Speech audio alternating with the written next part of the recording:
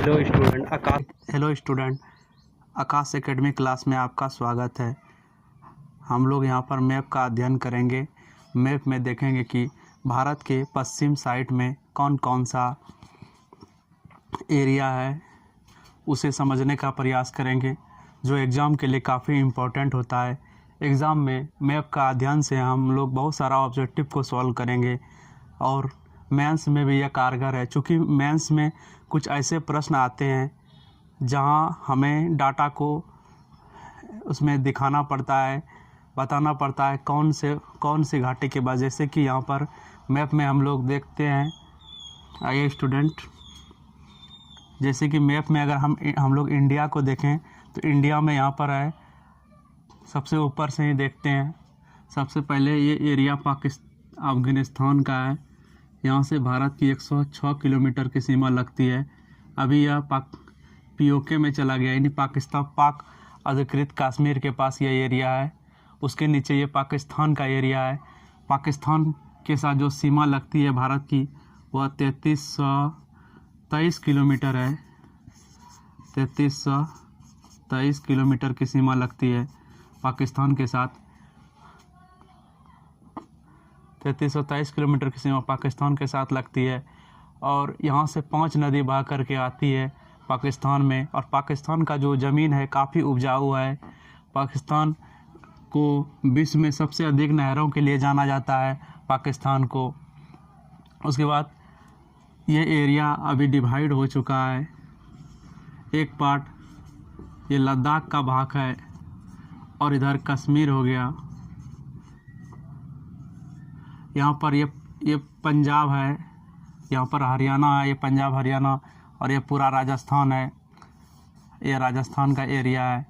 यहाँ पर अरावली पर्वत है। जो अरावली पर्वत है ये दिल्ली से पालमपुर तक है। अरावली जो है दिल्ली से, यहाँ दिल्ली होगी, दिल्ली से पालमपुर, यानी अरावली पर्वत का जो विस्तार है पालमपुर तक होगा। ये पालमपुर है, दिल्ली से पालमपुर है। आपसे प्रश्न पूछा जा सकता है एग्ज़ाम में कि अरावली पर्वत और पालमपुर जो एरिया है, जो जाती है, उसके बीच में कौन पठार है? तो ये मालवा का पठार है। काफ़ी इम्पोर्टेंट पठार है मालवा का पठार। यहाँ से बाईपास है, ट्रेन का भी सुविधा है, जहाँ से हम लोग दक्षिण भारत की तरफ बढ़ते हैं। स्टूडेंट, ये काफ़ी इम्पोर्टेंट है, आप याद रखेंगे। अरावली के नीचे मालवा का पठार है और मालवा के पठार से जब आगे बढ़ते हैं तो विंध्य श्रेणी मिलता है। ये जो विंध्य श्रेणी है काफ़ी इम्पोर्टेंट है, चूँकि इन श्रेणियों के नीचे तराई से ही नर्मदा निकलती है, जिसे हम अमरकंटक की पहाड़ी कहते हैं।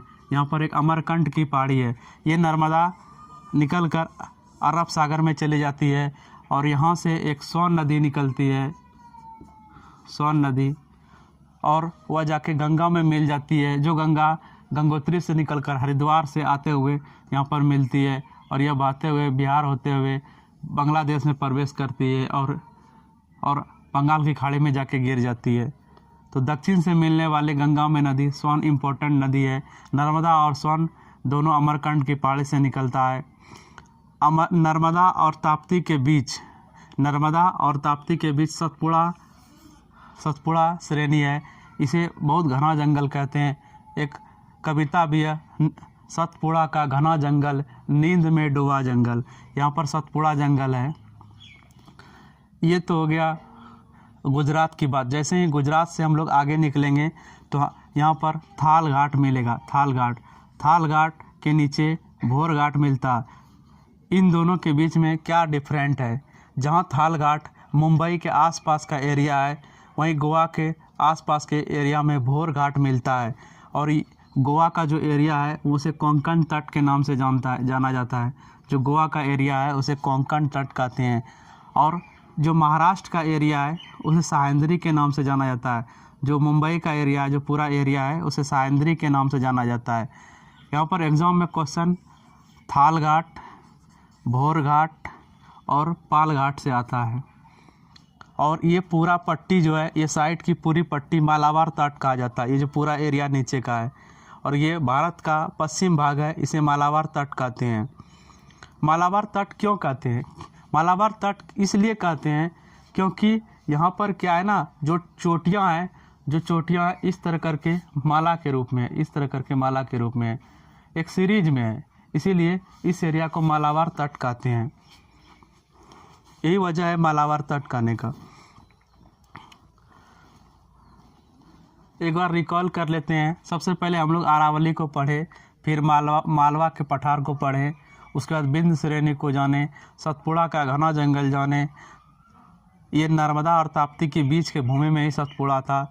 उसके बाद थाल घाट को जाने, भोर घाट को जाने, उसके बाद पश्चिम तट पर आए जिसे साइंद्री के नाम से जाना जाता है जो महाराष्ट्र में है। उसके नीचे पाल घाट आए, पाल घाट के नीचे एक इम्पोर्टेंट पहाड़ी है अन्ना मोदी की पहाड़ी।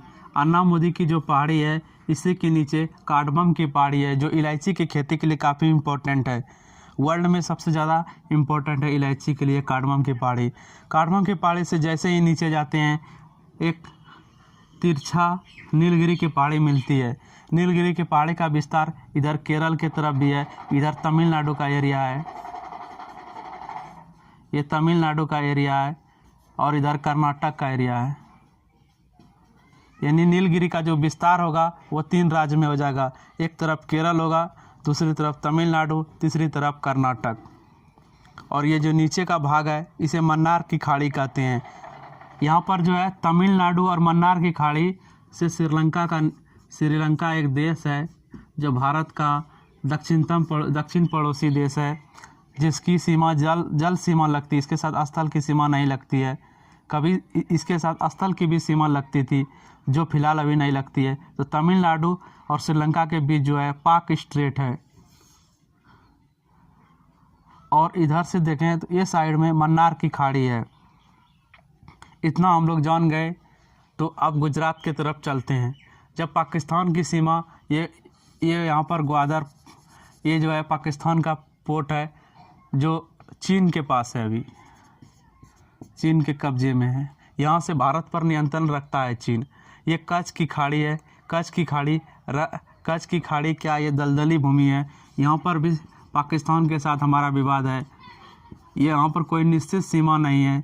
उसके बाद खंबात की खाड़ी है।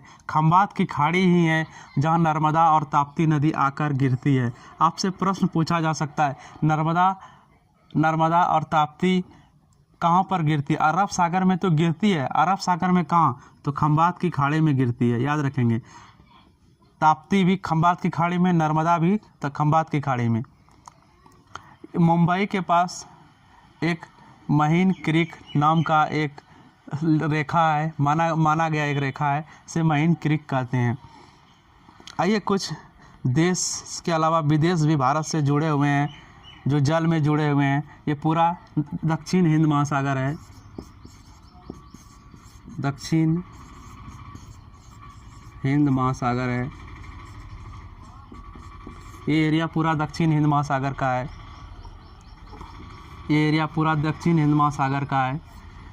दक्षिण हिंद महासागर में ही लक्षद्वीप मिलता है जो इंडिया का पार्ट है। लक्षद्वीप और मिनिकॉय, लक्षद्वीप और मिनिकॉय के बीच 9 डिग्री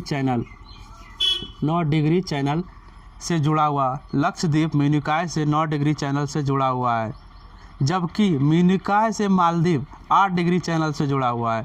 याद करें, 8 डिग्री से मालदीव से मिनिकॉय जुड़ा हुआ है, मिनिकॉय से लक्षद्वीप 9 डिग्री चैनल से जुड़ा हुआ है।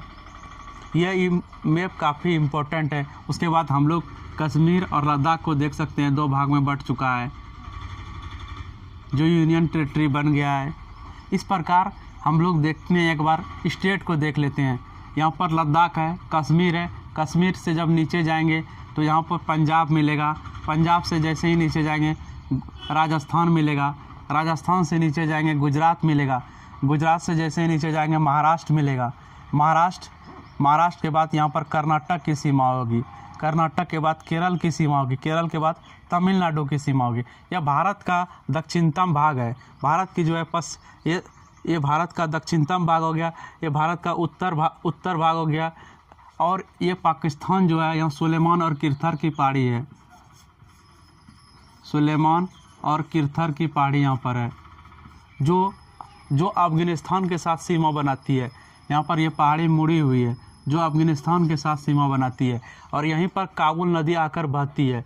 यहाँ पर बोलन पास भी है, जहाँ से आक्रांता जो विदेशी आक्रमणकारी है वो आए हुए थे यहाँ पर। स्टूडेंट, ये मैप काफ़ी इम्पोर्टेंट है, आप डिटेल से इसको एनालिसिस करें और इसको मैप को आप बनाने का प्रयास करें। जब तक आप मैप ड्रॉ नहीं करेंगे तब तक आपका ऑब्जेक्टिव उतना मजबूत नहीं हो पाएगा, यहाँ तक कि सब्जेक्टिव में भी प्रॉब्लम होगा। इसीलिए मैप ड्रॉ करने का प्रयास करें। वाइट पेपर में पेंसिल से मैप ड्रॉ करें, मैप को इस प्रकार ड्रॉ करें कि ताकि समझ में आए। सबसे पहले स्टेट को आप ड्रॉ कर लें, सब स्टेट जितना भी स्टेट है उसके ड्रॉ करें। उसके बाद जितना भी तट है, जैसे यहाँ पर अरावली था, अरावली मालवा को लिख लीजिएगा, फिर विंध्य श्रेणी को लिखिएगा, हिमाचल की श्रेणी है। उसके बाद सतपुड़ा है, भोर घाट है, थाल घाट, भोर घाट है, उसके बाद पाल घाट है। ये तीनों इंपॉर्टेंट है, थाल घाट, भोर घाट, पाल घाट। पूछा जाता है थाल घाट किस श्रेणी में पाया जाता है, भोर घाट कहाँ पाया जाता है, कोंकण तट पर, पाल घाट मालाबार तट पर। और ये तमिलनाडु, केरल और कर्नाटक का मिलन स्थान नीलगिरी है। नीलगिरी की जो सबसे ऊंची चोटी है उसे दोदा बेटा कहते हैं, और अरावली की जो ऊंची चोटी है वह गुरु शिखर के नाम से जाना जाता है। Thank you student. फिर हम लोग अगले पार्ट में इस साइट एरिया का वर्णन करेंगे जो पूर्वी साइट है। स्टूडेंट, आप लोग इसी तरह सपोर्ट करते रहें और मैप को समझकर अध्ययन करें, आपकी तैयारी मजबूत होगी। चाहे आप किसी भी कॉम्पिटिटिव एग्ज़ाम की तैयारी कर रहे हैं, तैयारी तब पूरी मानी जाएगी जब आप 70 से 80% क्वेश्चन को सॉल्व कर लेते हैं। और नेगेटिव मार्किंग का भी प्रावधान बढ़ गया है, इसीलिए स्टूडेंट जब तक आप डिटेल से एनालिसिस नहीं करेंगे एग्ज़ाम निकलना असंभव है, क्योंकि कंपटीशन काफ़ी ज़्यादा बढ़ चुका है। इसीलिए स्टूडेंट मैप को बेस बनाएं, मैप के आधार पर अध्ययन करें, तभी आपकी तैयारी मजबूत होगी।